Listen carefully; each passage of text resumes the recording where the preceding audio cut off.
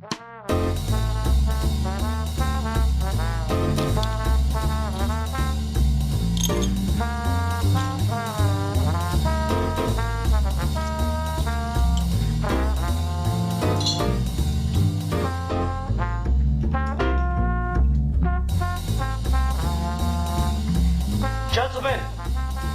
the time has come once again to discuss things.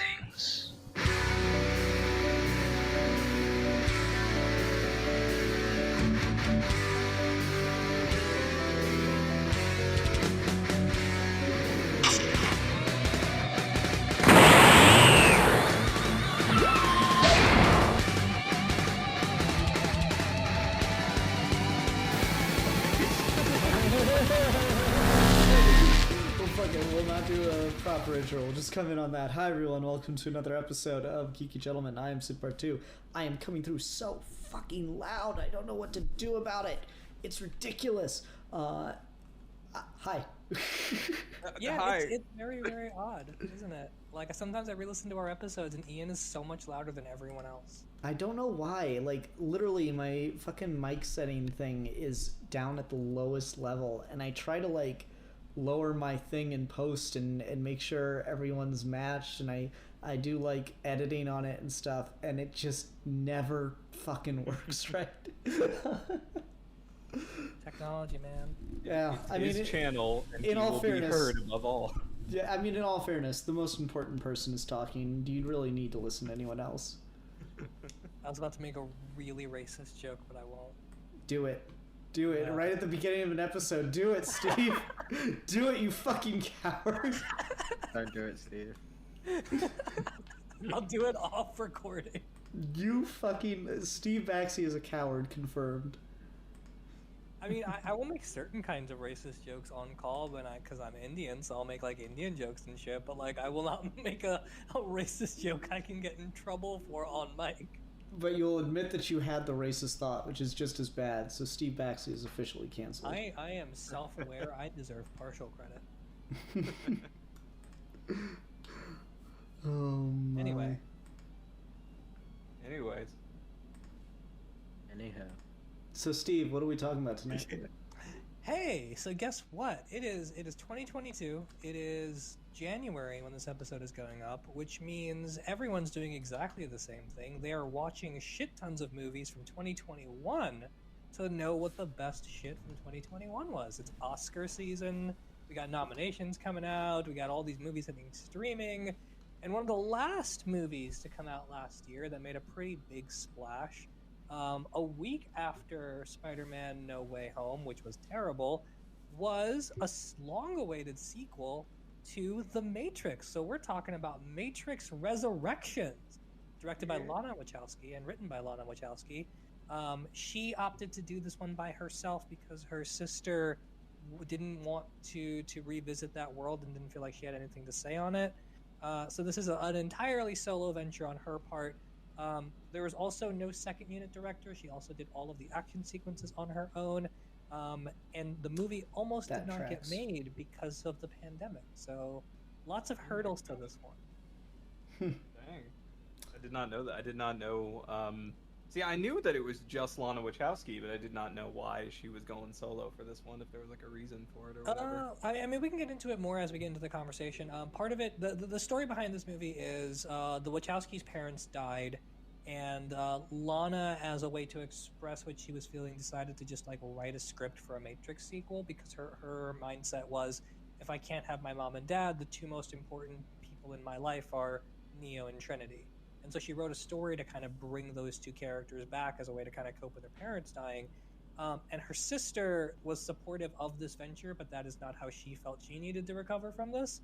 So Lana wrote this movie on her own, decided to make it because she knew Warner Brothers was going to make a new one anyway, because Michael B. Jordan was up for a part in the fourth Matrix movie, and they just essentially torpedoed that to do this.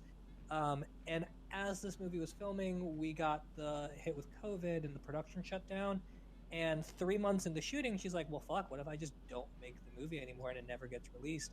And the only reason she finished it is because the cast and crew, Carrie-Anne Moss and Keanu Reeves, were like, no, you gotta finish it. So that's where this movie comes from. Man, Interesting. Fan of that. Very interesting. I'm gonna be the shithead here when you said that. Oh well, there wasn't a secondary director for the action scenes. Yeah, I can fucking tell. I didn't like this. Wow. I don't think it's very good. But you know, in all due respect, I don't think any of the Matrix films are very good. So here we are.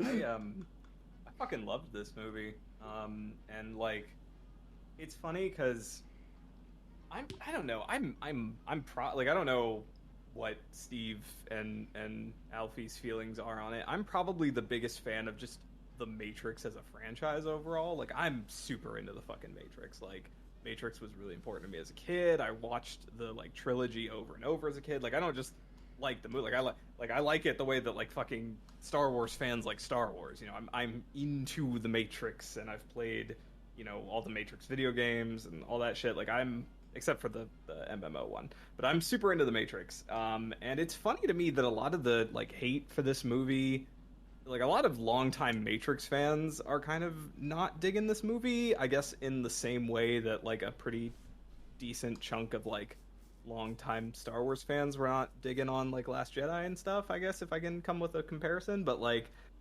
I don't know, I really liked this movie just as like a person who likes it when movies are good, and as someone who's already really invested in this universe. This movie honestly gave me a lot of what I would want as like a fan of just the franchise and the world of the Matrix. It answered a lot of things I was hoping it would answer. It gave me a lot of cool new lore, you know, like that was exciting for me. So like, I liked this movie quite a bit, and we'll dive into the specifics, I'm sure, but like, this movie did it for me. So yeah, that's my general thoughts. Alfie, how did you feel? Well, for me, I'd never seen a Matrix movie before this week, like any of them. So in preparation for this, I watched the first one, and then I watched this one. So I didn't get to watch 2 or 3 just because of time reasons and such. Which I think you guys will give me credit. I actually watched 2 films for this one. Oh, well done. 2.5 hours long. So I went into this just culturally knowing about the Matrix, what everyone kind of knows about the Matrix and the stuff from the first film. And when it starts and stuff, it kind of go into like there's like the homage of the first one and stuff, which made me go, okay, yeah, I'm glad I watched the first one, so I know what this is trying to do. And then they go into this thing very early on with like Neo as like a game developer and like very much question the nature of reality. So I'm like, oh my god, I'm fucking into this. This is actually really, really cool. I like this. I like how this is shot. I like how this is done. I like what they're talking about and the idea of franchising and stuff. And then actual plot of the movie happens, and I don't like this at all. I don't. The moment the Matrix starts talking about the actual Matrix and the machines and the robots, it's just it's the most boring lore I've ever seen in my life. Like, it is.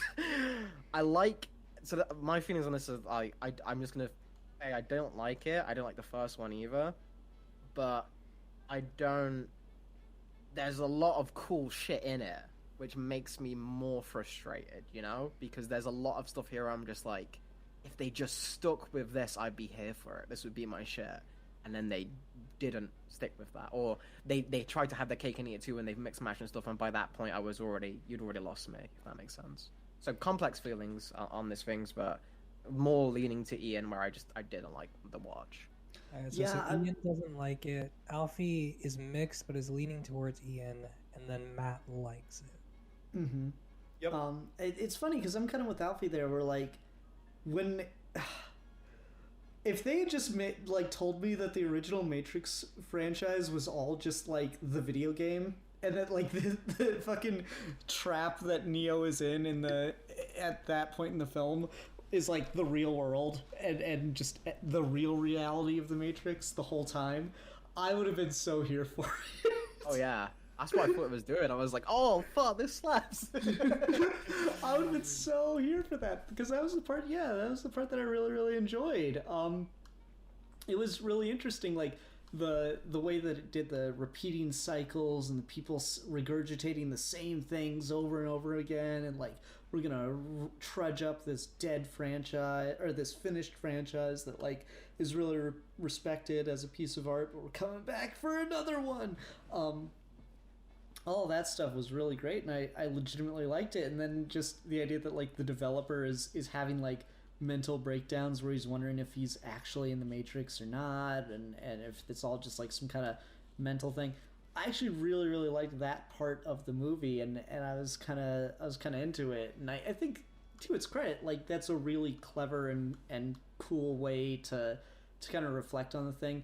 I think my favorite bit was when the one girl sums up every hot take on what the Matrix is, which is what I think the Wachowski sisters like kind of they wanted elements of it and everything, but they ultimately wanted to just tell their story, and every hot take about the franchise is just that. It's not the actual story in and of itself. I thought that was like a really good like metatextual moment. But yeah, then when the fucking, this guy is actually Agent Smith, and, you know, fucking the Matrix got rebooted, and we literally rebuilt these two characters from the ground up, and I'm like, okay, yeah, we're doing this. And then to its credit, the original Matrix franchise has one thing going that's pretty cool, and that's, at least in the first film, and it gets kind of wacky the further on it goes, is really good, like, hand-to-hand combat, you know, wire fu level action. It's really fun to watch. It's really dynamic. It's really interesting. And this, Keanu Reeves just kind of like Invisible Woman's stuff a lot, and that's the majority of it. And I was pretty disappointed by that. Not gonna lie. that was very underwhelming. Like I get it's totally justified from like a story perspective, but it's just. Then don't have him fight is kind of the answer. If you're not gonna like, if you're gonna make the point that Neo is weaker because he's been like plugged into the Matrix over again for so long, then there shouldn't be a need to make him fight at that point. Like he shouldn't even be able to fight or do anything. Other things I liked, honestly, Steve and I's old friend, I don't even know if they go by Alex anymore or not. Superhero enthusiast who vanished from the internet, always had the Matrix take I really liked, which is fucking Trinity should have been the one. She's the one that did everything in the original franchise. So it was kind of nice to see Trinity get some respect put back on her name by the end of this, and you know she gets to fly around and do cool stuff too. So I appreciated that, I guess. But no, just overall, don't really care for this franchise very much. So this was kind of underwhelming.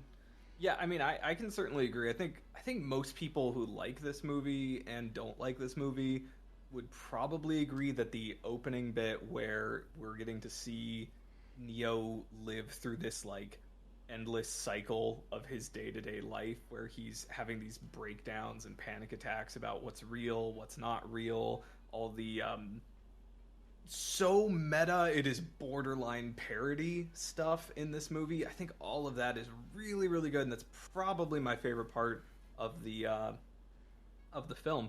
And I can agree that the action is probably not up to the level of the original trilogy. I don't think it's bad. I don't think any of the action sequences are bad or anything. I like that we continue the trend of Neo never using a gun post getting his powers as the one. I think that's really neat. That's like a thematic thread that continued from the original trilogy. That's kind of cool. Like the way he slowly embraces his oneness. It's funny because like I almost feel bad if your only exposure to the Matrix is the first movie and then watch this, because this has a lot of fairly like deep pulls, and there's a lot and it's funny to me that a lot of like diehard Matrix fans aren't super big on this movie. Because this movie feels like it was made for diehard Matrix fans, is my thing with it. And I love the way we circle back to the message of the original Matrix film, which is just love is the most powerful thing in the world, and the machines are constantly going to underestimate and undervalue the strength of love and the strength of human willpower. And it's cool to bring it all back around to that, because that's something that gets kind of lost in the salad of Matrix 2 and 3. So there's a lot here to like. But yeah, it's just, this feels like a movie for Matrix fans to me, but at the same time, a lot of Matrix fans don't seem to really like it, so I don't know what to do with that. Good talk. You're the one who's kind of been dying on this one. You've been awfully quiet, which is normally what Ian says to me.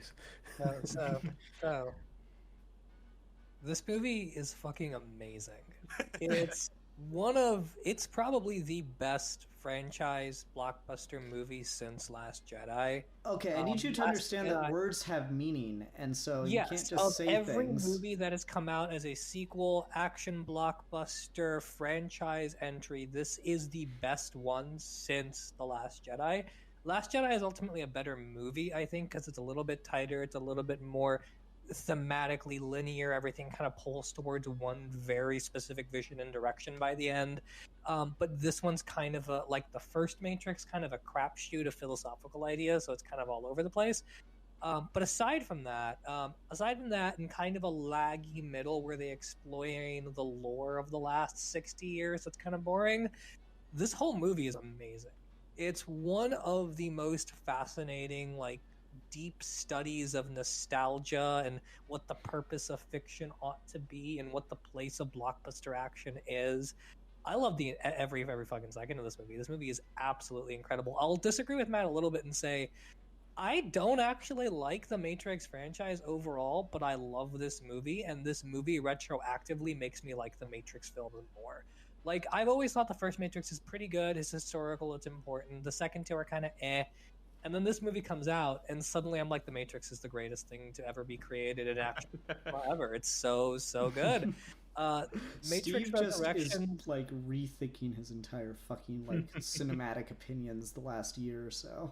Yes, because I've realized that there are these things called good movies that don't involve superheroes, and it's fantastic because when you watch good movies, you don't settle for the shit Marvel and DC put out in every 3 months. Which is fantastic, because why the fuck would I watch a nostalgia bait, soulless movie like No Way Home when I can wait a week and watch this beautiful, meditative, soulful look at how you should make an action blockbuster without losing the heart of it? Which is the whole fucking point of the movie. The whole movie is saying that, like, nostalgia is not inherently a bad thing. Sensation is not a bad thing. But you can't forget the thing that is most important, which is what's the emotional core. And the emotional core is love, and it's beautiful. This movie is fantastic. It's one of the best movies of the year. It's one of the best action movies of all time. It was so funny because, like, it's really not. I'm sorry, it's just not. It really those no, that's like a completely unsupportable claim. You can't say it's the best action. It's one of the best action movies of all time when it's like objectively, it's kind of a crummy action movie. It's like, really not, though. If you think this is a crummy action movie, I don't know what terrible. your standards are, because every action movie that comes out is crummy. This is the fight scenes in this are pretty fucking dull. It's just not. They're objectively not dull fight scenes. They really are, though. Like, I'm sorry, Steve. I know you like the movie, and like your standard for a good movie can't be, well, it's not a superhero movie, so therefore good. No, my standard for the movie is that it does something visually and cinematically impressive and unique, and something that takes craft and skill that doesn't just involve throwing people on green screens, and that's this movie. Like, no, a lot. Like, I'm sorry, it really doesn't, though. It tries to do that. I mean, it's well shot, I guess, but the action dynamics of it are just boring. And I think this is the problem with the Matrix in general, is the first movie has the benefit of, like, not necessarily creating, but certainly introducing a filmmaking style to a wide range of audience that, like, hadn't gotten to see that before, right? So it's got a very unique visual style, and then even the original two sequels really struggle to follow that up and to do new things and to push it to the point where by the time you get to the third movie, it's basically just like action figures clanging together, and it's laughable. The second movie's got that huge Smith fight scene, and it's bad now. It was bad at the time. It's too much ambition, Ooh, not enough. I strongly disagree about the I action don't agree with that sequences at in all. 2 and 3. I think the action sequences in 2 and 3 are complete fucking dog shit garbage, and you should feel bad for thinking anything else. This one, however, is bad in a different way, because instead of trying to embrace the like visual style of the original film and top it like the original 2 sequels did, this tries to go in a completely different direction, but because of that, it has no real identity. It doesn't really know what it's doing, and it ends up being just kind of dull and boring in its own way. No, that's just flat out not what the movie is. Like, this is not a movie that needed to embrace what the original was doing and spin it that way. The whole movie is about doing something else from that. Yes, and I agree. It is trying to do something else, and it's doing it poorly. The action scenes in this movie are very much of the modern cinematic style versus what the original Matrix was. The original Matrix was the next paradigm of action movies after Die Hard, where it was trying to do something that was more kung fu movie influenced. It had wire fu. I know. When you get to this Matrix, this movie is not trying to reinvent the wheel of action movies. It's taking the stuff that we've been doing since John Wick and just throwing Matrix characters into it. And and that's what makes it bad. Really competently. No, really poorly executed, really bad. I'm sorry. The action in here is not dynamic. It is not interesting.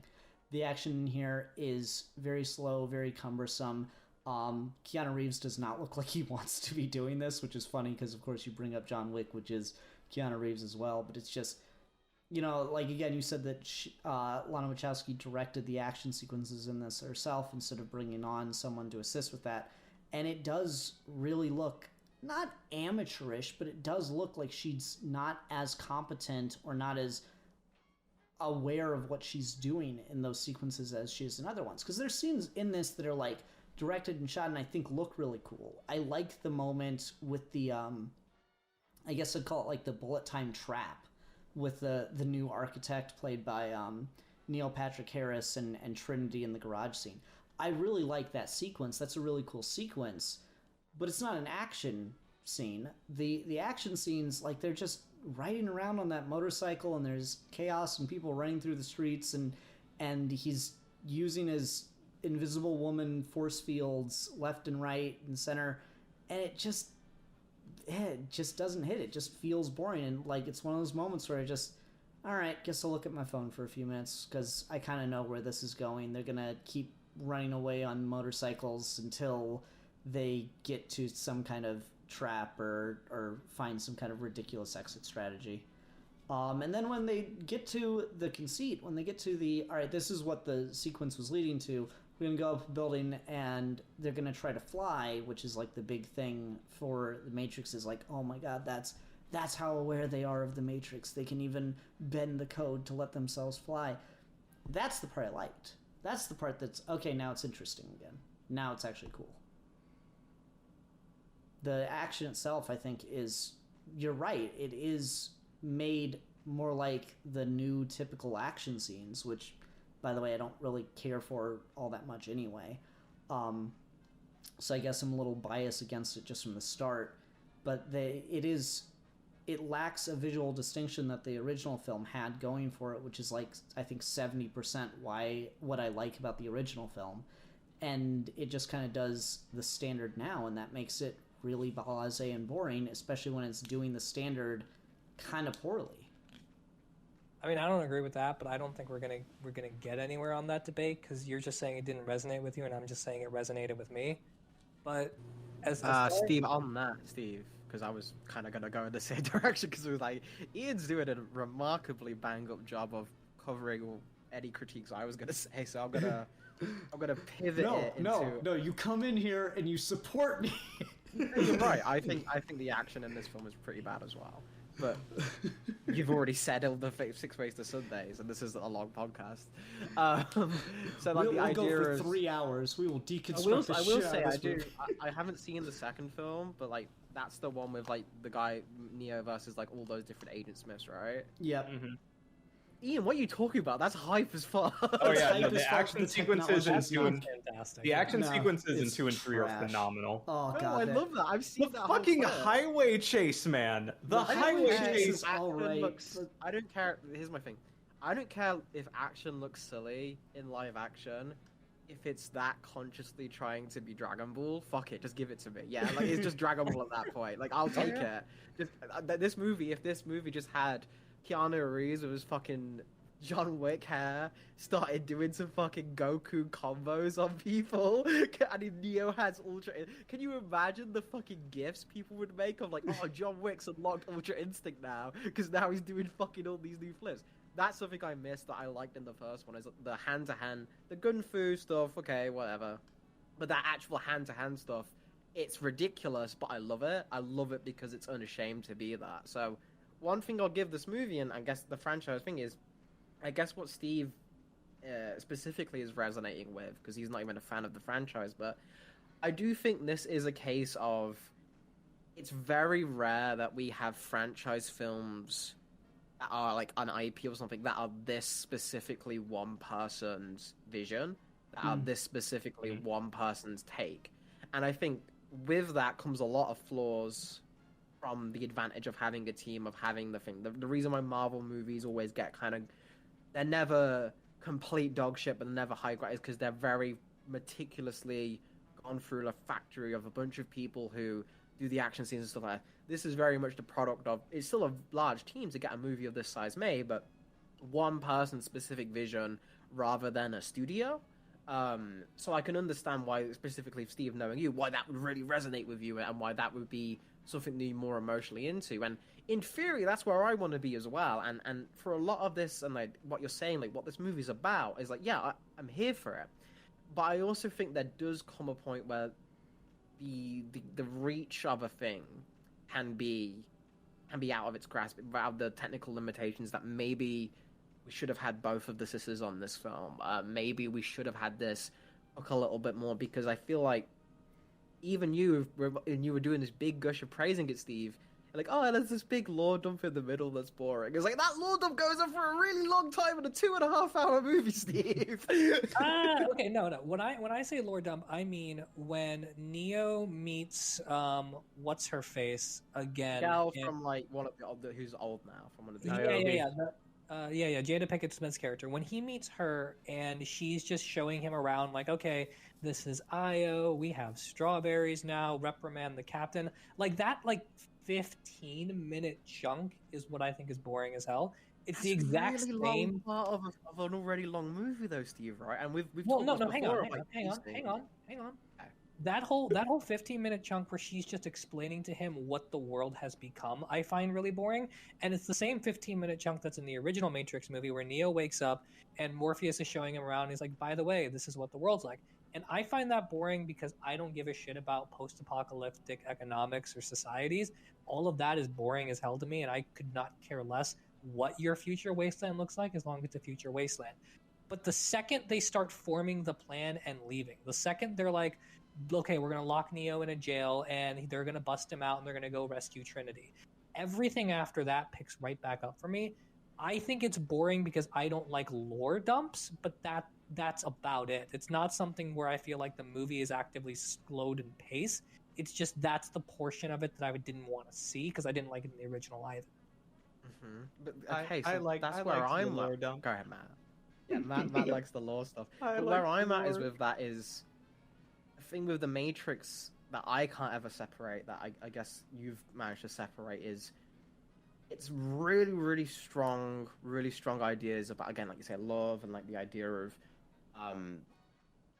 having faith in yourself. And even this film, where it's not even necessarily about the idea of like the first one, where it's like, oh, we can break down the system. This comes kind of admitting like, oh no, we really can't break down the system. That's kind of a naive proposition, but this is still how, if you find companionship with someone, you can still find happiness and stuff. That's a really good message for 2022. Like, that is a 2021, I guess, when this came out.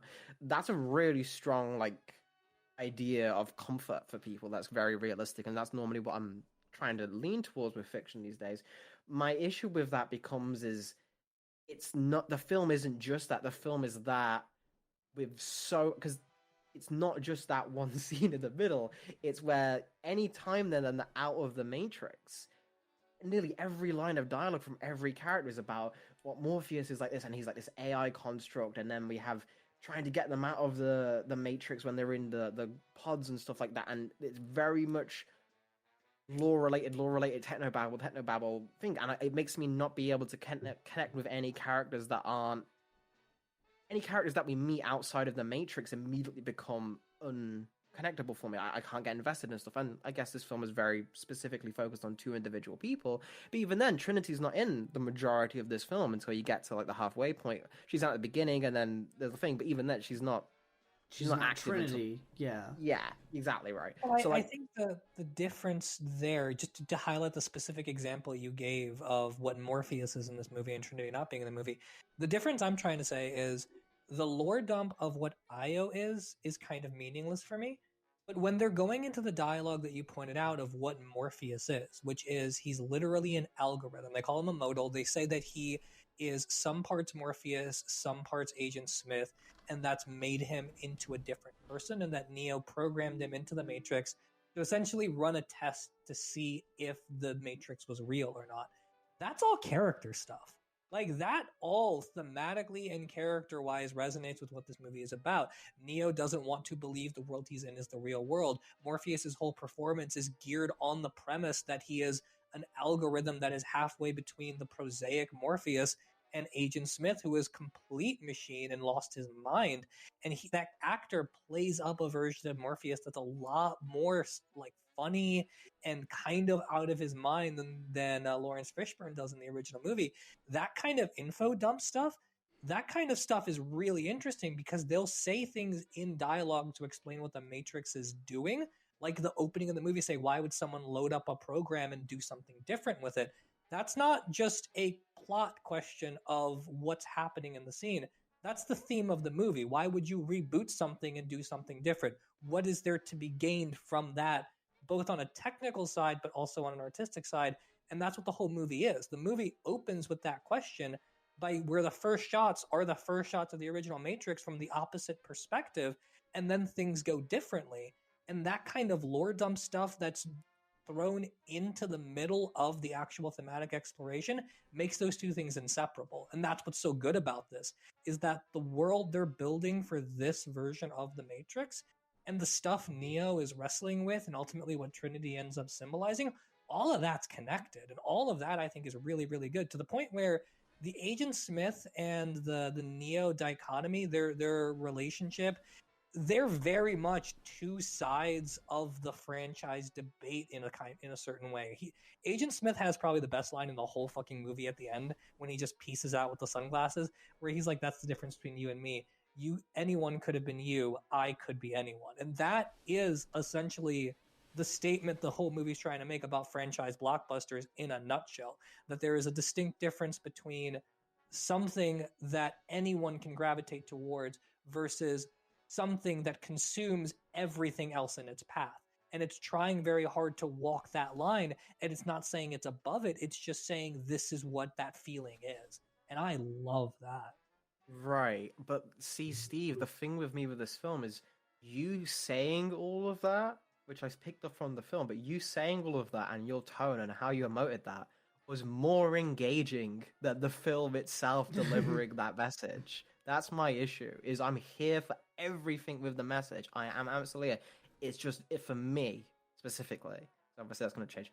Me specifically, it was not done in an engaging way outside of that first, I guess, 20 minutes of before it's fully confirmed that if the Matrix is real again or not. I like that is where everything is all firing on all cylinders for me, when I'm actually like, oh wait, this is shot really well. And isn't that this film I don't think is ever shot badly, except Ian's maybe harsh. I just thought the action was standard fare, and especially seeing John Wick with his specific, I even called him John Wick, especially seeing Keanu Reeves with his specific John Wick thing. Steve, we've gushed about that fucking action franchise so much. It does, I do really kind of miss him doing hand in hand, because he can do it. He's really good at it, especially when he has that specific long-haired look. It's like, I want it, but it's again, that's not necessarily the film's role. It's just that's where it's not engaging. But I like how the color grading in this film looks. Mhm. Everything's very high contrast when you're in the Matrix, and I think that's really beautiful to look at. The sunsets in this are very pretty. I think this is a film made by very, very talented people that, for me, are just executed in a way where these great ideas are labeled onto the most uninteresting sci-fi bullshit imaginable, and it just drains the life out of it for me. I think that's just the Matrix in general. Is like when I enjoy people talking about the Matrix about 1 billion times more than I enjoy ever watching the Matrix. The Matrix is one of those films, like, it just as a franchise, every single movie in the franchise does this. The games do it. The animated film that came out of it did it. Where, like, all the ideas that it's playing with are really, really interesting, and to hear people talk about them is inherently fascinating.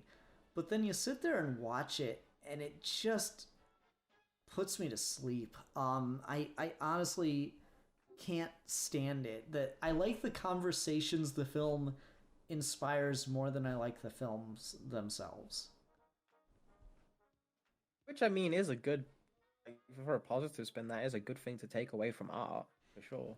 Yeah. I think this has certainly a lot more to say that is actually relevant, that I actually agree with, than, say, to use your example, like No Way Home.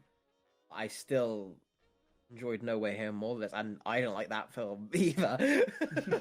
But, like, that's one of those things where, again, it's interesting. I still feel like this isn't something that I'm ever going to want to watch again. I'm down to talk about it again, because I do think that, again, these are smart people with very smart ideas. It's just the actual craft of it. It's like, I would rather listen to a podcast from the Wachowskis, like, talk about the director's commentary for this film. I think would hit me harder than the actual film, if that makes sense. Hey, Matt, Yo, you've been quiet. yeah. Debate got a little heated, and I'm over here just like, I like the Matrix. I like a good the one. lore, and I like when they do the Matrix thing. I don't know.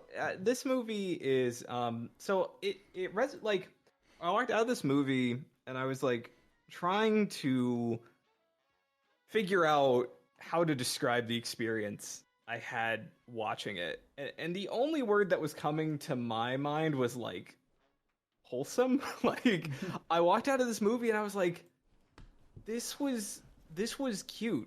This felt like someone revisited this world because they loved it and because they cared about these characters and because they wanted to kind of bring them back in a way that was resonant with the original film. I mean, I get that everyone's gonna kind of hate the middle where they go to Io and they have the lore dump, and I'll admit, in the original trilogy, I'm not a big fan of Zion, and Io is better for me than Zion was, but, like, man, when they get to the lore dump and they're just like, oh no, you know how we had, like, rogue programs in Matrix Reloaded? They were really interesting. They were, like, one of the coolest parts of the lore in Matrix Reloaded. Well, now rogue programs actually have a way to physically exist outside the Matrix. There was, like, literally machine on machine war. There was fucking, like, and you realize that we are actually on a 4.0 version of the Matrix. Like, we're not on 3.7 or 3.6. Like, we are on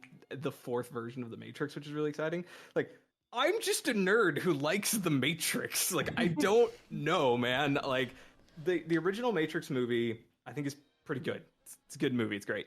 I don't give a shit about the lore until Matrix Reloaded. And then you get to Matrix Reloaded and you start meeting the rogue programs. You start meeting the programs that have been there since the beginning. You meet the architect and you find out that the one prophecy is nothing but bullshit. It's just a system of control. It's not closer to the year 2199. It's closer to the year 3000 because the Matrix has done this, like, 5 times now. Like, by the time you get to Matrix Reloaded, we're on Matrix number 6, and it's been like 6 centuries because this happens every 100 years. And so, like, as soon as you get all that stuff, I'm just like, I am so fucking bought into this world. I love it. And you find out about the prototype Matrixes, and you find out about all the different versions of Matrix 3. And then you get to this movie, you get to Matrix 4.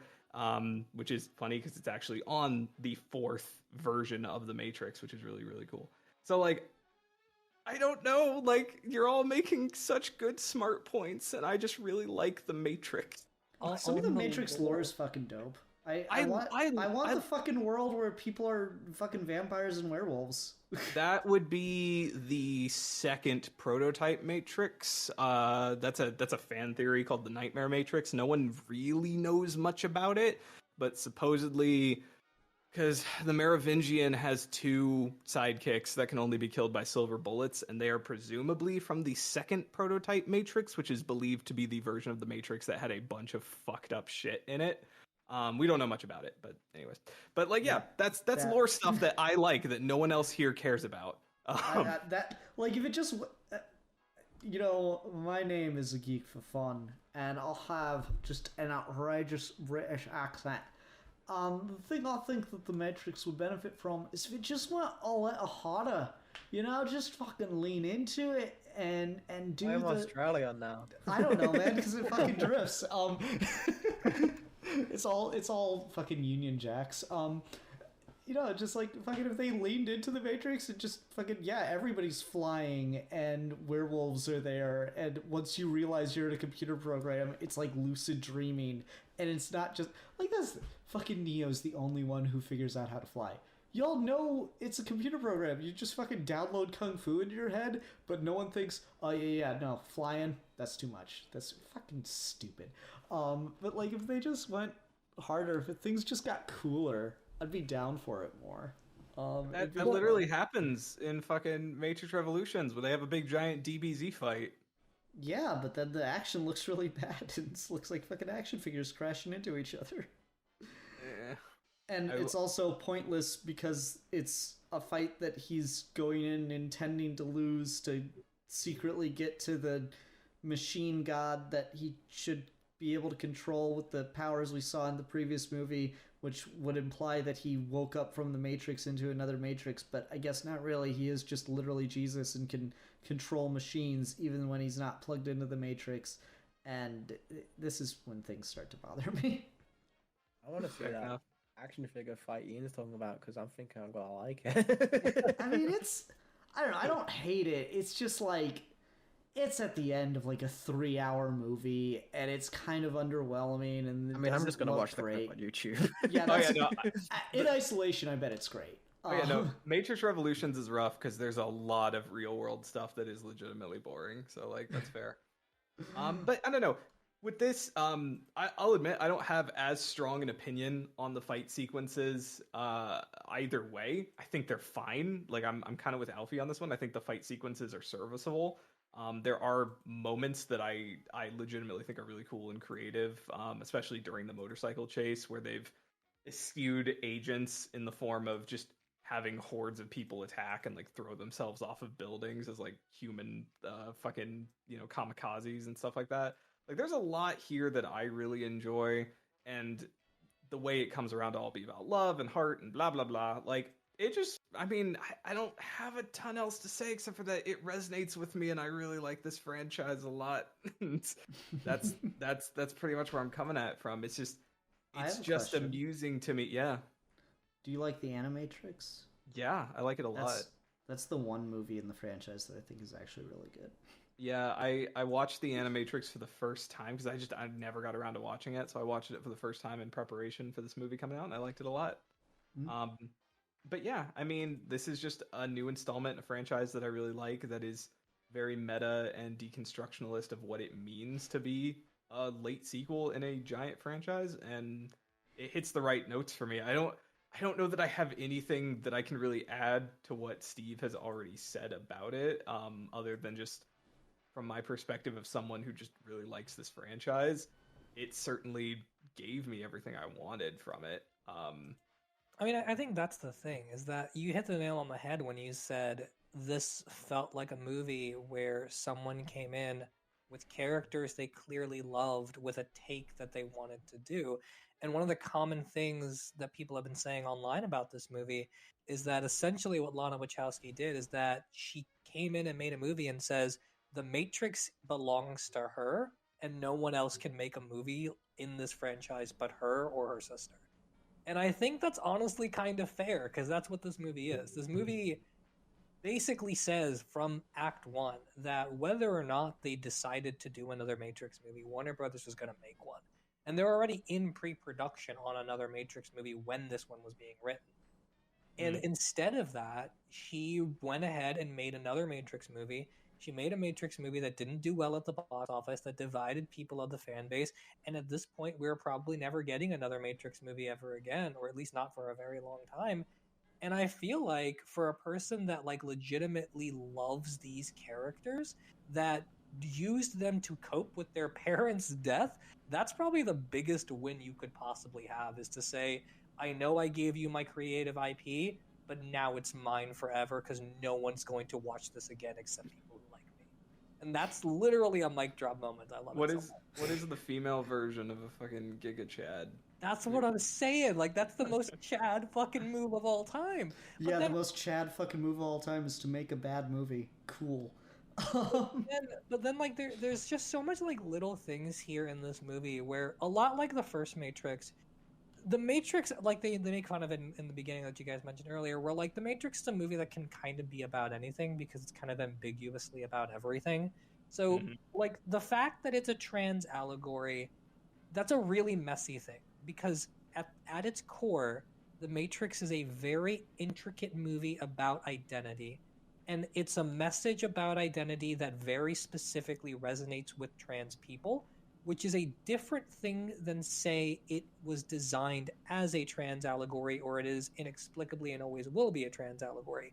You can read it that way because it's a movie about identity, and trans identity is a thing that very easily fits inside The Matrix. So it's definitely become a very popular read, and it's a good read, but that movie is so all over the place about everything that you could just as well say it's about something else. And this movie does something very similar, where like you pick any pocket of scenes and you can string together like a message about effectively anything, and it's a coherent message, and it's an interesting message, and it's a message worth thinking about. And you have that basically every 10 minutes. Like, every time a character walks on screen, they're giving you like a fucking thesis about something that you can think about, and I think all of those scenes really work. The analyst is a bad guy, and as a very specifically movie studio, human nihilism, capitalist kind of bad guy, is so fascinating and so on the nose right about so many things. He's got that great speech when he first like reveals himself and he's holding Trinity hostage and Neo in bullet time, and he talks about how bullet time is the thing that defined the Matrix originally, and now he's using it to control him. Or he's got that great line about how the definition of humanity basically being afraid of losing what you have and quietly yearning for the things you don't, and how the fact that there's this bottle of sincerity between Neo and Trinity, how their love for each other that can never quite get fulfilled is the thing that animates all of existence within the Matrix, because that quiet yearning is what it means to be human at all times, that you're always reaching out for that other person, but you're always afraid to be anywhere but in your own position. It's so good and it's so human.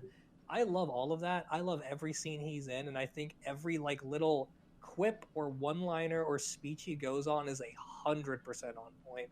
And I think that's why this movie is so good and it resonates so well, is that it's a really creative movie that has so many things to say, and none of it is like bullshit hand-wavy philosophy. All of it is like really grounded in actual things that you can talk about and discuss. And I don't particularly care to see The Matrix as a really boring question of what if your entire world was fake. Like, I don't think that's what The Matrix was ever getting at. I don't think the point of The Matrix is, what if you realized that you were in a simulation the whole time? Because the Matrix is based on the work of Jean Baudrillard, and that's not what Baudrillard said either. The point of The Matrix is to say reality exists in a certain way where you're simulating the beats of human experience without experiencing them, that you're alive without living. And you throw that into this movie, and it's way more literal than it has ever been in the series before, where I don't even necessarily think of it as the idea of like revolutions or bad ideas and instead reforms what you need to do with the Matrix. I think by the end, the Neo and Trinity aren't even necessarily saying we can't ever escape the Matrix, so we'll just make the Matrix better. I think they're saying that life is the Matrix no matter what, and you just have to constantly work at it no matter what. All of that stuff is really, really good. Like thematically, this movie has got so much to unpack. I've seen it 3 times now, and I still feel like I'm picking up on different things.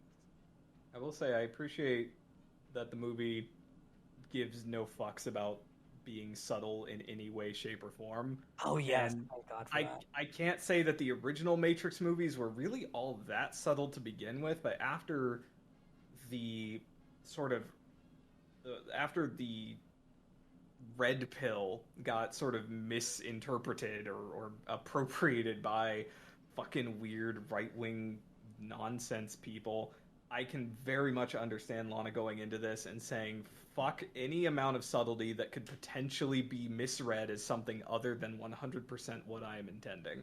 And that's totally understandable, and I think that's part of the earnestness and part of the sort of just cuteness of this movie. And I that's a weird word to keep coming back to, but that's always what it makes me feel when I finish the movie.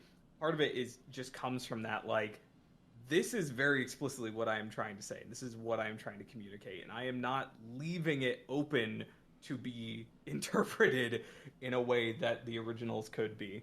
And I enjoy that about it, and it does very much speak to that idea that Lana is claiming this work as her own in a way that, yeah, makes it kind of hard to follow up on. And I really enjoy all of that. I enjoy just the refusal to even be slightly subtle is something I really enjoy. Yeah, I mean, like beginning to end, this is Lana Wachowski's movie. Beginning to end, this is a movie that I feel like you kind of can't get away from her understanding of these ideas if you want to try and unpack it at all. And I kind of love that about it. But then at the same time, it has weird quirks of subtlety where like Neo is watching the original Matrix film on a theater screen while someone is talking over it, explaining to him thematically a very different idea than what the scene he's watching was meant to say. And so like there's just all of this like intricate stuff going on, and we do a lot of these nostalgia pieces and 20-year sequels and stuff. Like we did Blade Runner 2049, we've got Cobra Kai, we got Ghostbusters Afterlife. Like there are so many movies that do this, and so many of them decide to go back to the well of old archive footage and say, you had a specific emotional attachment to this scene, we will reuse that scene in this moment, regardless of whether or not it fits the momentum of the thing we're writing. Even Blade Runner kind of had issue with this, where like you hear the recordings of Harrison Ford talk, and it kind of takes you out of the scene because it sounds so much different than the rest of the dialogue for the entire rest of the movie, including from Harrison Ford. But this one is so creative about it, where it's very intentionally juxtaposing images. It's making you make visual connections between actors and facial expressions. The fact that we're looking at like 50-year-old Keanu Reeves staring at Keanu from the 90s on a screen with that look of disbelief, like all that stuff is so well thought out, and it feels like this is not a person who's just going back to the well of the Matrix for the sake of it, because she's not. She's going back to it because she's trying to figure out what all of this meant to her and what it feels like 20 years later. It's like you said, it's cute, it's earnest, it's emotionally honest, and it's very, very hard in general to find art that's emotionally honest because of the society we live in. So when someone gets to do it, I just feel like it's always worth it. Well, I'm glad that people that like these movies liked it. It seems They that, didn't. A lot of people who like The Matrix hate it. Yeah, well, yeah. I mean, It's not fair. really well received within Matrix communities, that's for sure. Really, I don't know. I guess I've heard mostly good things about it from people. I Like I know the woke bros hate it, or the red pill people hate it. Which I mean, like almost everyone. Could on the you Matrix... imagine how fucking funny it would be if she went into this trying to like say fuck all ambiguity, and the red pill people still found a way to like it? Oh my god, it would have been depressingly hilarious. I mean, I know fucking almost everyone on the Matrix subreddit hates it, but that's That's Reddit. They hate everything. So Well, but whatever. like also the Wachowskis have this as part of their career track. Like everyone hated Speed Racer, everyone hated Cloud Speed Atlas. Racer's objectively great. Well, yeah, I mean, yeah, but that's the thing is that like ever since The Matrix, every time the Wachowskis make a movie, they're always railroaded into reviews that say this is like too self-indulgent or too far out there or too ahead of its time or too confusing. People railed against Jupiter Ascending and Cloud Atlas for those are not particularly good movies, but they railed at them for reasons that just didn't make sense if you watched the movie. And Speed Racer was the same way, where people were complaining about things that were just not wrong with the movie for whatever reason. I've seen people complain that Neo doesn't use a gun in this movie, and I'm like, Neo hasn't used a gun since the end of the first Matrix movie. Like, what are you talking about? There's also just like little things where they're like, there's a very intentional reason why this Morpheus is different from the other Morpheus, and there's so much dialogue about this Morpheus being a different Morpheus, and there are reviews that say stuff like this actor plays it nothing like Lawrence Fishburne. Like, well, no shit. Did you watch the movie? Yeah, I mean, same thing with so like one thing I will gush about like performance wise, like getting away from the thematic stuff and more into just like the like performances and things like that. So like you have Neil Patrick Harris, who is the analyst, and he's the architect's replacement. Like the architect made the original matrices, and and the analyst is making this new matrix. He's essentially an evil oracle, because the Oracle was a program designed to understand human behavior. That is her purpose in the system. And what makes the Oracle interesting is that she understands human behavior to the point where she can predict what humans are going to do. She eventually decides that she cares about humanity, so she leads Neo and Trinity purposefully down a path that will break the cycle and tells them that they're special. And that's what breaks the cycle of the Matrix, because the Matrix has happened like 6 or 7 times. So making the villain of this essentially be a version of the architect and the Oracle combined, who designed a matrix that is specifically made to cater to human behavior rather than designing matrices and see how humans react to it, which is how the previous versions of the Matrix were made. They were made, we would see what would happen. Yeah, that didn't quite work. Let's make a new one. Is really interesting, and Neil Patrick Harris fucking eats it up, and he's amazing. The other performance... Say what? Sorry, I was going to say, on that note, the new Agent Smith, also fucking amazing. Yes, yeah, exactly. I was about to go into that. The new Agent Smith is amazing. The dynamic he has with Neo, where he's calling him Tom instead of Mr. Anderson, he's embracing the power dynamic that they have in this new version of the Matrix. He's embracing what the new version of the Matrix has turned them into. He's embracing this sort of tech bro Silicon Valley weirdness. He's got this jilted lover energy, and he just feels like a fucking asshole who knows that he blew his one shot. And I love everything about that. Well, and so many like tech bro, you listen to them talk, and they talk about life as if they think understanding human behavior is pointless because everyone's problems can be solved through tech. So the fact that he doesn't get along with the analyst is also just kind of beautiful, because you try to tell a tech bro that human beings have psychology, and they're like, well, there's probably an app for that. And that's exactly the kind of way this dude plays it. Everything from like that initial scream where he's like Mr. Anderson for the first time, and then like the very casual name dropping him as Tom, wearing the business casual outfit with the skinny fit blazer and like the little V-neck and everything. Like, he's such a douche, but he's just so engaging, and he eats up every scene.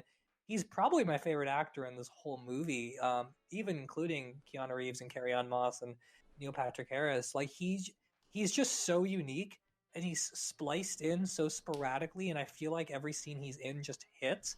All the way up to, like I said earlier, he's got my favorite line in the whole fucking movie, when he's like, anyone could be you, but I could be anyone, and then just pieces out, which is such a boss way to go. Yeah, figure it. I think a lot of the performances in this are great, and those are probably the best. I agree with what you said earlier about putting some respect on Trinity's name. I think Trinity has a lot of phenomenal moments in this. So on a purely just as a like divorcing myself from just a fanboy of this franchise. There's a lot here that I just enjoy as a viewer and that I really like seeing. So I mean, yeah, I that's I don't really have a ton critical to say that is like issues with the movie because for me this kind of hits. The only part that I found vaguely annoying was when they brought back the Merovingian for like 5 seconds, and that was just kind of tedious. But other than that, um, I I'll disagree with you there because I like when they brought back the Merovingian because I'm 100% convinced that's just going to be me in like 20 years. that's fair. I just can't fucking understand a word of what the Merovingian is saying. Also fair. Also why I I relate to him. he legitimately shows up and starts screaming, and I'm like, I have no clue what the fuck he's even saying. He's just screaming about franchises and reboots and vague things in French, and I'm like, this is me. This is a raccoon okay. man who's That is screaming pretty about funny. art, and I love it. Okay, fair enough. That's pretty funny then. Because the Merovingian Yeah. is one of my favorite characters in Reloaded. So okay, fair enough.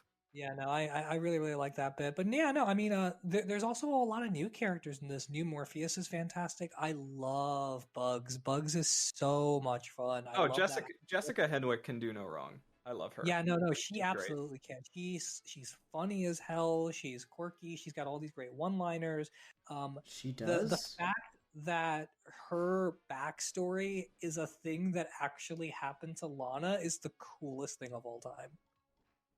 Is it really? That's cool. Yeah. Because like Lana was contemplating suicide and then looked up and someone like who looked very Jesus-esque stared back at her, and in that moment of like weird human recognition, she didn't go through with it. So she gives Bugs the exact same moment where she looks up and she makes eye contact with Neo, who looks like Jesus more so in this movie than ever, and that gives her her life back, which is so good. Her opening sequence where she confronts the agents and she like leaps off the building, does the sick like fucking triangle jump off the corner of the other building, and then does the like slow-mo leap Yes. does the slow-mo leap over the cop car. I was just like, yes, bring me back to the Matrix. Let me live in this again.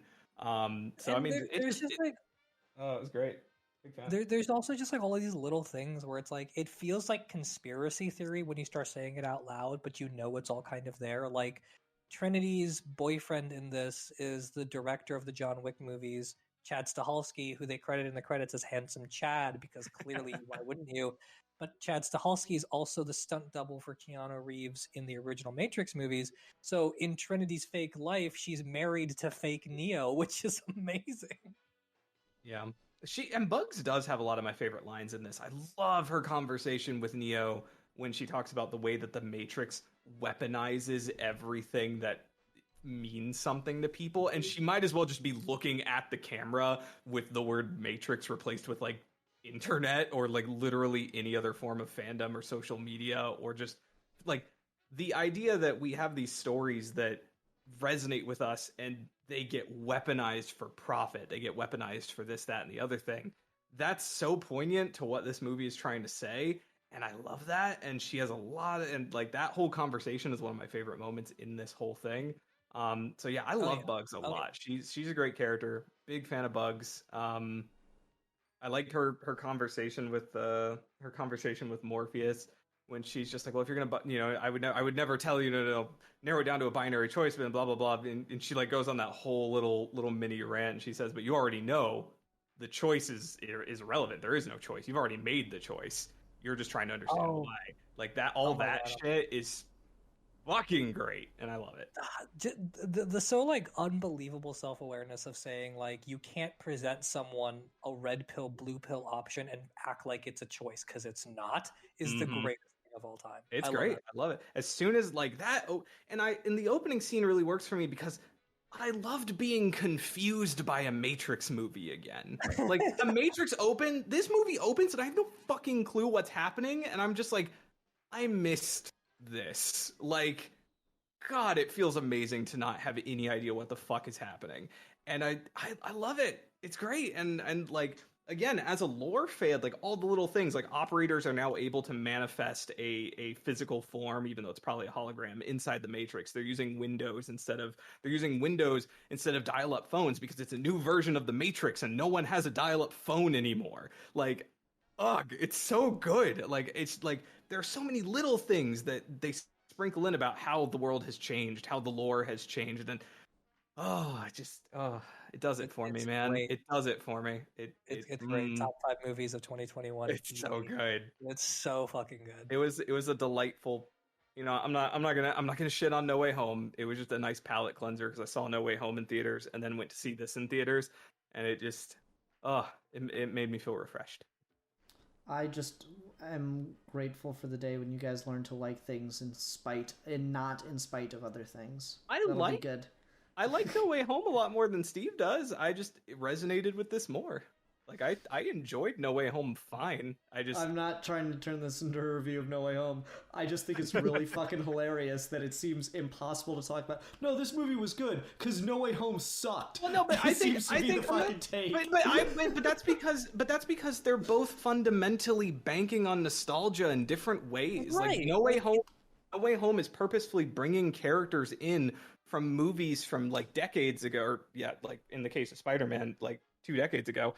And it's using them for nostalgia. You have fucking Willem Dafoe literally giving the like I'm something of a scientist myself line because you're just weaponizing nostalgia for the sake of pandering, and then you get a movie that says, "Isn't that all just kind of bullshit?"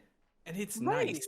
That's the thing. Like they are fundamentally doing something similar, but I felt that one had heart and one did not. And that's yeah, that was the No Way Home. That was the one that I went to and people enjoyed.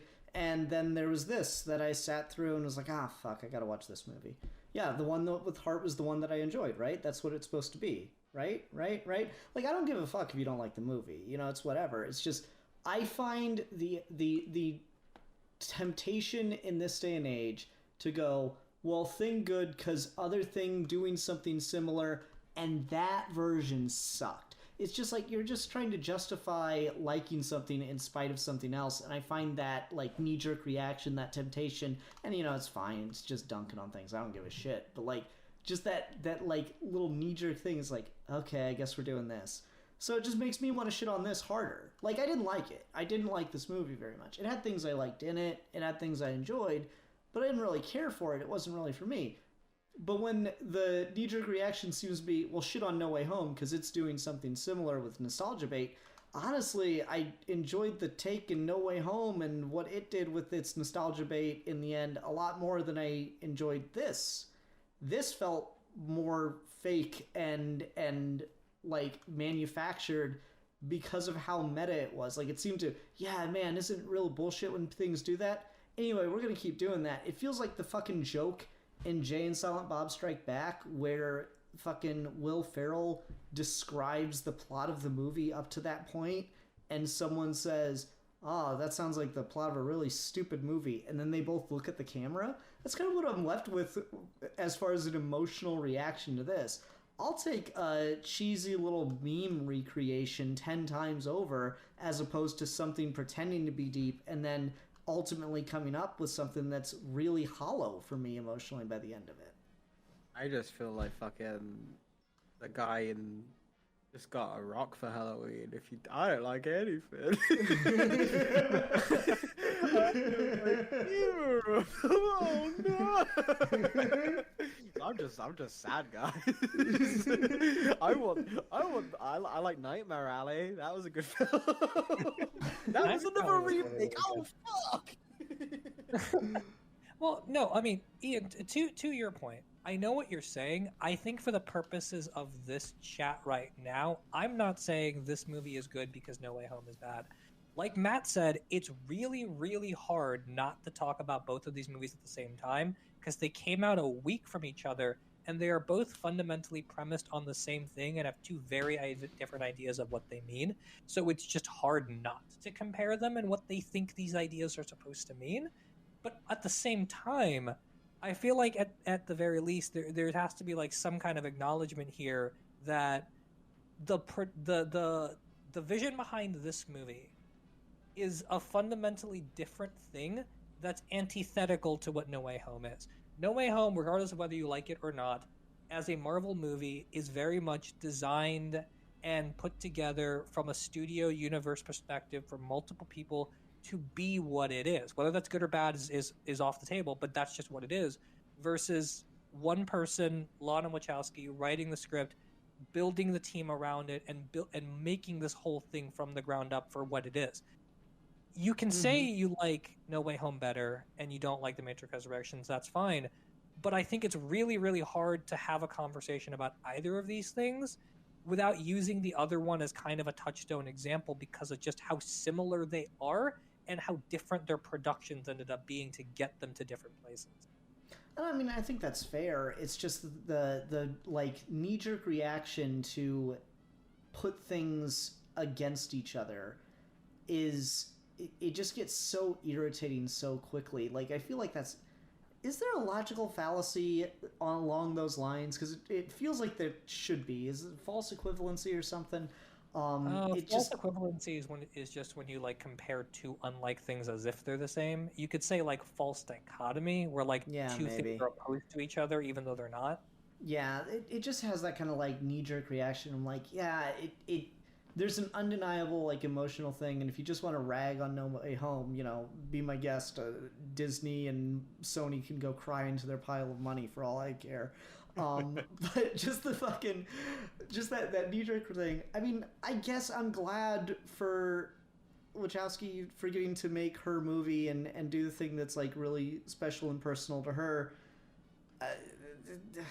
Maybe don't release it then. I don't know, like the fact that 90% of the fan base seems to not like this, regardless of whether or not they've taken the red pill, does seem to be a little bit of a problem with that perspective, which is funny because I know Alfie and I talk all the time like, well, I'm not writing it for the audience, I'm writing it for me. So maybe I'm a bit of a hypocrite in that way. I don't know. Maybe it hits too close to home in that regard. I think the opposite of what you're saying is also true, though. When, like, people are uncritically and unabashedly just, like, hyperbolically praising things and putting down other things to praise them, like the fucking Snyder Cut, where, like, people will just not shut up about how amazing that movie is, even though it's not a fucking movie. Yeah, do you know what? Let's put aside the hate for No Way Home and The Matrix Resurrections. Let's just dunk on the Snyder Cut for the Snyder Cut is so fucking bad. It's not a cut. It's not a movie. It's so fucking bad. I'm so glad that we could unite in these troublesome times. Look. Joss Whedon is a sex pest and a terrible human being, and he should never write ever again. But you know what? His movie is better. Can we go back to talking about the Matrix? I do agree. I never like to be the person who's just like shitting on things I don't like. I saw them literally one day after another, and it colored my first viewing in a way that's kind of hard to get out of my head. But I hear you. You are heard. You are valid, You are valid, sister. I hear you. I understand. and this is coming from someone who did legitimately have a decent enough time with No Way Home. It just didn't leave me with much. But I hear you. You are valid. No Way Home is the greatest cinematic film ever produced. I tell you, I get tired of that take, though. Look at that take. It's funny how much has, like, because really, like, No Way Home is the thing you bring up because it's so close to it, right? And it did so big. It's kind of the largest scale example of this, but put this next to any real franchise film that came out this year, guess that isn't like Shang-Chi or even stuff like Loki or the idea of like the multiverse that Marvel stuff's doing, DC's bringing back Keaton Batman, like everything that's come out this year has been like the large majority of it at least has been a remake or reboot or reference to a past thing. They've been doing that for years. Yeah, though. Right. Like Ian, it has felt a lot more. I'm not even talking necessarily good or bad thing. I'm just talking about just like a trend. I just remember like in 2000. Dude, I just remember in 2004, fucking Robert Ebert saying like, what was the last movie that came out that was an original film and not a sequel or a reboot or a adaptation of something else? And I'm like, you know what? It's just the fucking cycles. These things, there's like the idea of a zeitgeist, and these things come and go, and there will be a period where we get just a lot of original concept films, because a couple years after Ebert said that was like 2007, and there were like 72 great films made that year. 2007 was a great year for just like completely original film concepts. But you know, I think it's just a zeitgeist. I think people collectively just kind of want kind of a return back to that point that studios always do those clone projects. You got like Olympus Has Fallen followed by White House Down. You know, the studios are always kind of chasing each other. They get wind of what one's doing and they're like, oh, we're gonna do the same thing but with like our spin on it. It's just like the fucking machine and things kind of compounding on each other. I don't think there's anything inherently wrong with that. It's kind of fun. But I mean, I think empirically, you have to at least submit that it is very, very different now, and it's been scaled up exponentially. I mean, it's been scaled up. I don't think it's that different. I really don't. What I'm talking about is more like just in just terms of when this film released, right? This is the year this film should like this that we don't know what. I mean, like, I guess I find that weird because why criticize it if you're doing it? Like, no, I'm not. I'm not talking about you. I'm talking about the film itself. Why does Resurrections get to criticize it just because it's doing it too, though, right? Like, if it really wanted to have the balls, no, it is. If it really wanted to drive home the point, because they do it with some characters but not with others, they should have recast fucking everybody, Neo and Trinity included. They should have like been completely new bodies. They've established that the Matrix is a cycle that keeps happening over and over and over again. It can be a completely new one and new Trinity, and it would justify itself in story. There's no reason you have to have Keanu Reeves come back for this. There's absolutely no reason that you have to have that. I don't think it's reproducing the thing it's critiquing. Like, I think that's the very careful line the movie's trying to walk. I think the notion of just bringing those two actors back in and of itself completely undercuts that argument. I think that's really reductive to the whole movie, though, because that's what the movie is about. The movie is about what it means to bring these characters back. The premise of the movie is that everything pivots, the entire universe pivots on these two people, and why is that? Like, that's the movie. Yeah, but again, within the context of the film, within the context of the universe, you don't need it to be the exact same actors. I feel like this is a case of the film trying to have its cake and eat it too.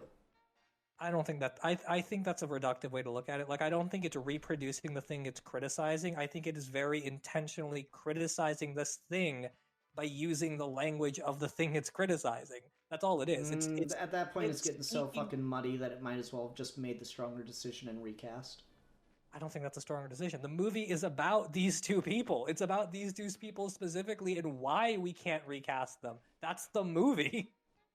That's literally the movie. The movie's plot is that Neo and Trinity are the reason. Write a better movie then. Write a better movie. If you're gonna criticize something, have the balls not to fall into the trap of doing it. Write a better movie. Write a movie that doesn't require it if you feel that's the case. I don't feel that's the case. Write a movie that doesn't require it and recast the characters. It's a better choice. I think it's a better choice. If you're going to try to make that criticism, you shouldn't fall into that trap. If you're going to go so hard to making that criticism, then you shouldn't fall into the trap of the criticism. It muddies the waters. True, though. That's not true, though. Genres criticize themselves with their tropes all the time. Like, what the fuck is Scream if not a reproduction of the tropes of slasher movies inside a slasher movie? That's what we do. Yeah, but it didn't use fucking Jason Voorhees. It created a new character. It didn't create a new character. It took a pre-existing mask design, had all of these direct allusions, literally showed you Halloween, named a character Wes Carpenter. Like, that movie is a massive walking, talking monument to all things slasher. Yes, but it's still Ghostface. Yes, but Ghostface as a character was created for that film in a way that stood out and became visually distinct. Okay, Ghostface, you can... Wes Craven's New Nightmare is a Friday the 13th movie inside of a Friday the 13th movie used to criticize Friday the 13th movies. We do this all the time. I like that you just fucking changed the example in the middle of me refuting your point. It's the same example. It's the same thing. I don't know. I still think it's a weak fucking choice and just feel... it just reeks of annoyance to me. Matt, yeah. Like, is there like a Matrix like fight that you're like, oh, this is like the best one? It's like the most like Dragon Ball. I mean, the final fight between Neo and Agent Smith in Matrix Revolutions, where they're having a big fight in the rain, is pretty good. It gets to the point where they are literally flying through the air. They collide with each other in midair, and a shockwave goes out that stops all the rain for a moment, and then all the rain comes pouring back down, and it's fucking incredible.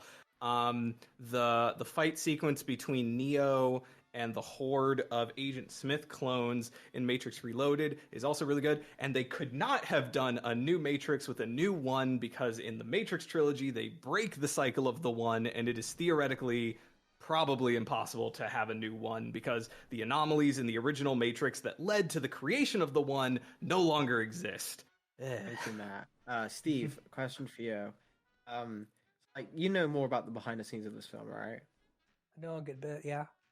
So like, is the choice not to bring back Lawrence Fishburne and Hugo Weaving like something they reached out for them and they said no and then they wrote it around that, or was that inherently that they never even approached those two?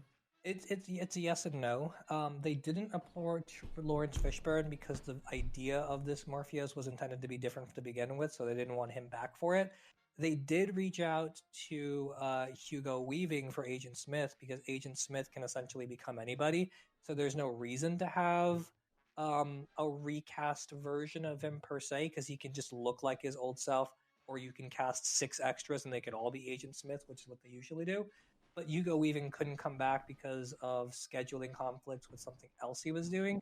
He said he was more than happy to do it, but something just along with like COVID and everything didn't work out, so he's not in it, which is fine because I think having Jonathan Groff and having a new Neo actor, or not new, a new Morpheus actor, and saying that Morpheus is part Morpheus and part Agent Smith just works better if Agent Smith is also different.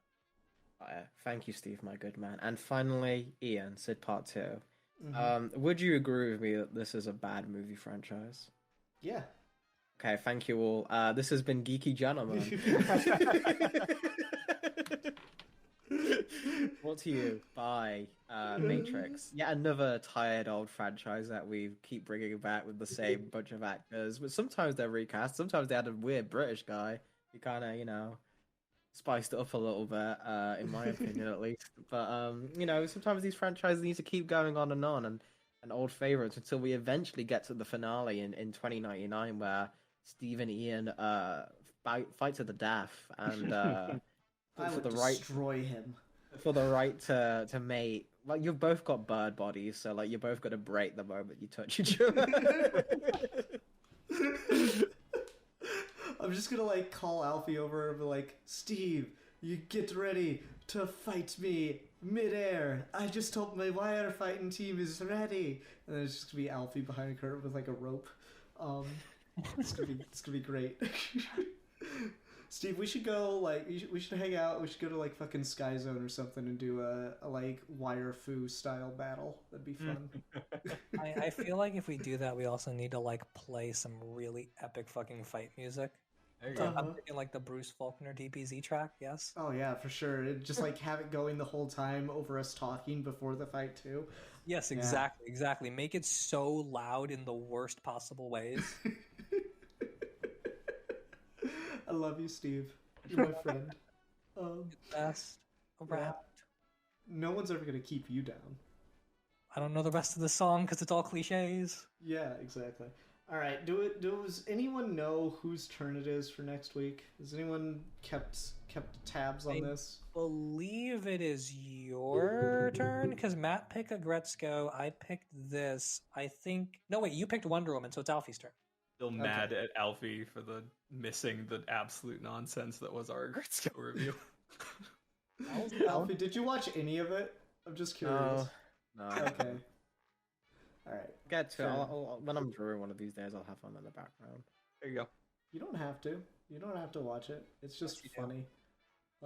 Well, no, because Alfie picked Superhero Pros. Oh, yeah. you're right. So it's back to you, maybe? Yes, it is back to me, and I gotta decide if I want to do another review or if I want to continue on and do another discussion to break the cycle. Okay. Wait. Ian. February, Valentine's Day, romantic comedy month. Ooh. 10 things I hate about you. Ah, yeah.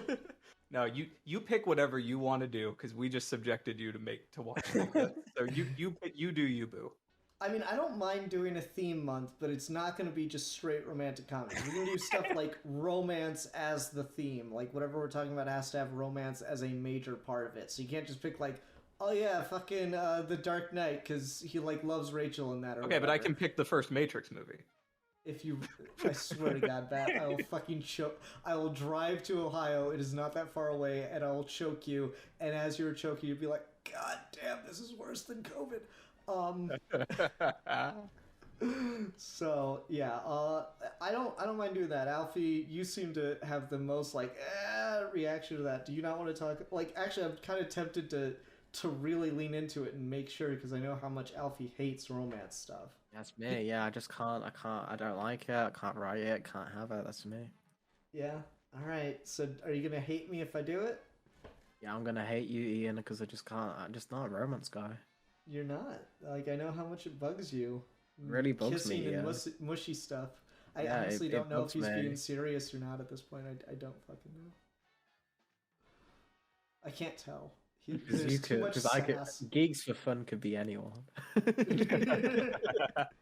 There's too much sass in this fucking friend group.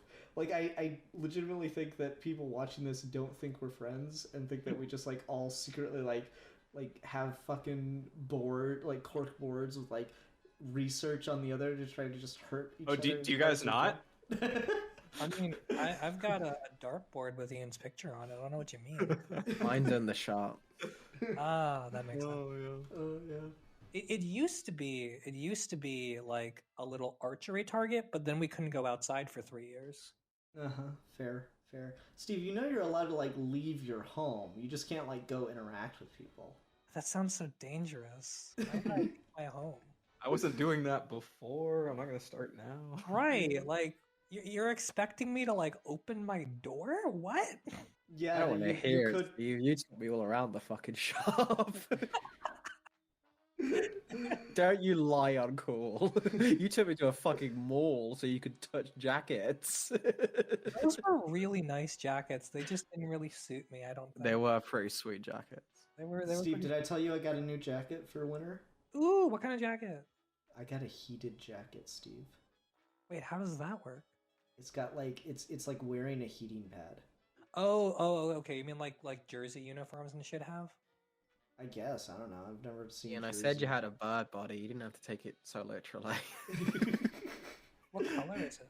It's just black. It's black. It's got some blue zippers for like the highlights and stuff. But Oh, that's so it's got a cute. fucking heated coat. It's got like a little button that you press and it turns on like an LED to let you know what level it's heating at. Oh, that's dope. How quickly does it get warm?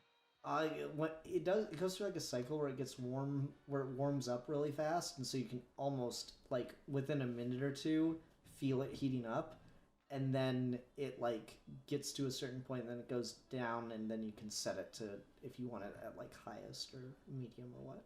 Oh my gosh. I feel like that's gotta feel really good after like a hard day of work and your back's killing you. Yeah, just fucking driving home. I'm so relaxed now. Oh, that sounds so good. I would fall asleep in that shit. I know, like I'm tempted to buy like a second one just for like sleeping. You should get a weighted blanket. Weighted blankets are the coolest. Yeah, but you can't fucking wash them. Oh, that's true. Yeah. It's fucking gross. I mean, you can always like wash them in the sink, but it takes like 3 hours. Yeah, no, fuck that. I'm not. Have you met me? I do not have the patience for that. Also, why wouldn't you just use a bathtub? Oh yeah, that's a good point. Think of that. I just had to like think about that for a second. All right. Anyway, so yeah, discussion topic or review topic for next week. Yeah, fuck it. Let's talk about romance stuff. Trying to think of a good one. Maybe I'll make us read some kinky shit. Oh god, I sense Sunstone incoming. No, I've already done a review of Sunstone. Oh really? Okay. Mm-hmm. But Guy, Tom Cejix... Comics. No, we're not reviewing Tom King comics, you fucking stan. Not that kinky. I mean, I've got the fucking volumes.